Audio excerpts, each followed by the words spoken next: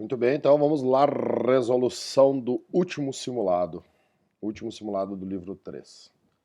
Bom, aqui é a quantização de energia do Planck, é uma questão de física moderna, ele dá a fórmula.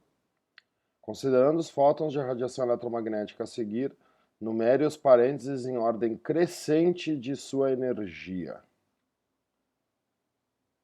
sendo o primeiro de menor energia e o quinto de maior energia. Na realidade, isso aqui não é uma questão de física moderna, é uma questão de espectro eletromagnético, né?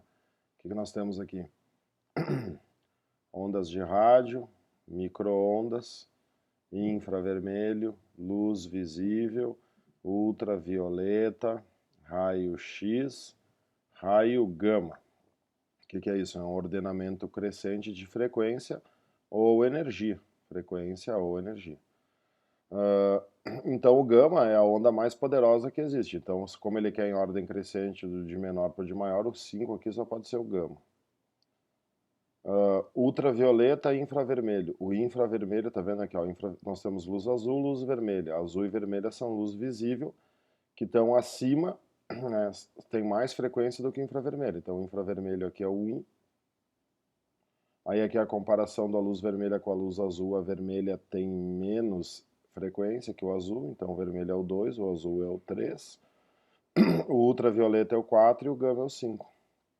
Então, 3, 2, 5, 4 e 1, letra C. É uma questão difícil, né? Mas é uma questão de decoreba, infelizmente. 3, 2, Muito bem. Limpando. Questão 2 da PUC. Figura a seguir mostra o calor e o trabalho trocados por um gás no meio externo, bem como a variação de sua energia interna ΔU. Tá. De acordo com os respectivos histogramas, em ordem de apresentação, os processos podem ser. O que acontece no primeiro processo?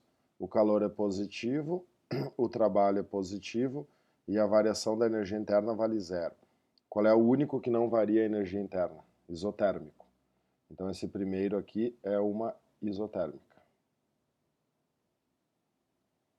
Isotérmico. 1, 2, 3. Então, tá fora, tá fora, tá fora.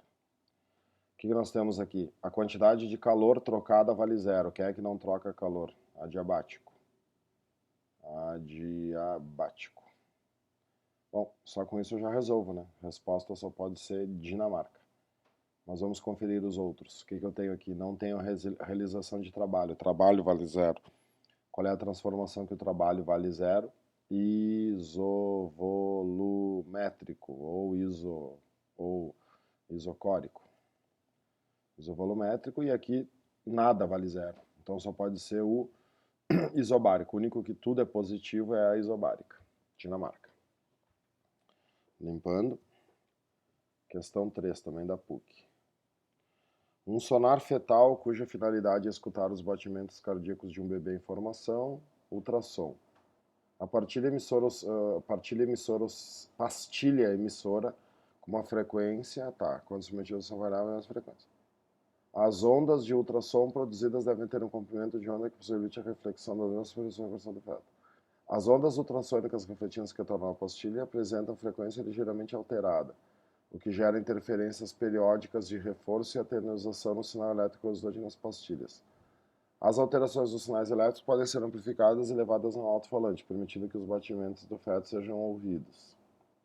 Considerando que a velocidade média das ondas do corpo seja de 1.540 metros por segundo, o comprimento da onda do ultrassom que incide no coração fetal é... Tu vê, toda essa enrolação aqui para nada, né? Só para contextualizar a questão, mas ele te deu a frequência e agora aqui ele te deu a velocidade. Quem vê lambe com frequência. A velocidade da onda é 1540. O lambda tu quer saber. E aqui nós já estamos vendo que a frequência vai passar dividindo, né?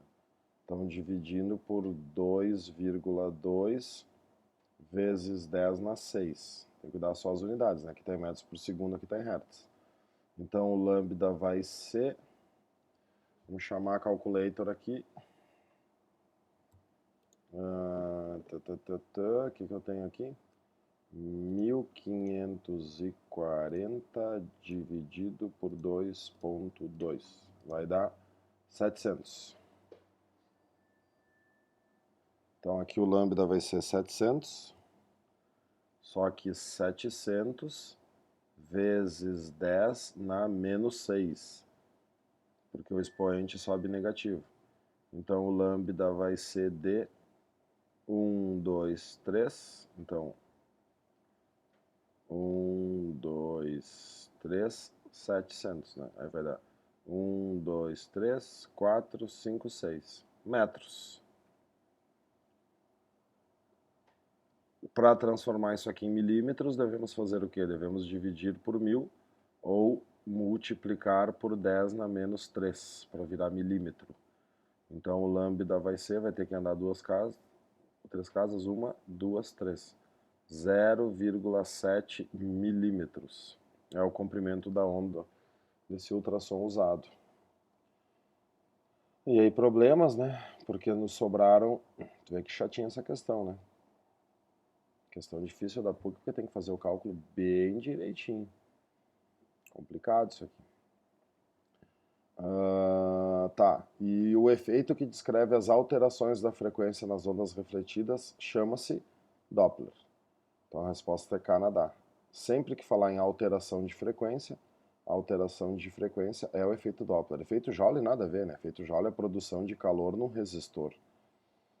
Aliás, as que tinha efeito Joule que a gente já podia ter cancelado, então tem que ter cuidado do 0,7 ou do 7, né, pessoal? Limpando, questão 4. Dois blocos A e B constituídos de materiais diferentes têm massas iguais. Esses blocos apresentam temperaturas de 0 e 100. Quando colocados em contato térmico entre si, mantendo-se os blocos perfeitamente isolados do meio externo, é correto afirmar que a temperatura dos mesmos no equilíbrio térmico é... Bom, eles são constituídos de materiais diferentes. Se os materiais são diferentes, os calores específicos são diferentes, mas as massas são iguais.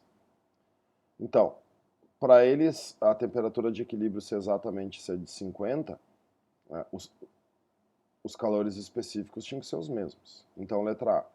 Maior que 50 se a capacidade térmica de B for maior que a de A. Bom, o B é o que vai estar a 100 graus Celsius, né? O que é a capacidade térmica? Capacidade térmica é a quantidade de calor pela variação de temperatura. Ou a capacidade térmica é o M vezes o Czinho. Então olha o cuidado que tu tem que ter. A quantidade de calor vai ser igual ao M vezes o C vezes o ΔT. Essa questão é uma questão bem bacana. O que é a variação de temperatura? A variação de temperatura é a quantidade de calor dividido por M vezes o calor específico. Mas M vezes calor específico é a capacidade térmica.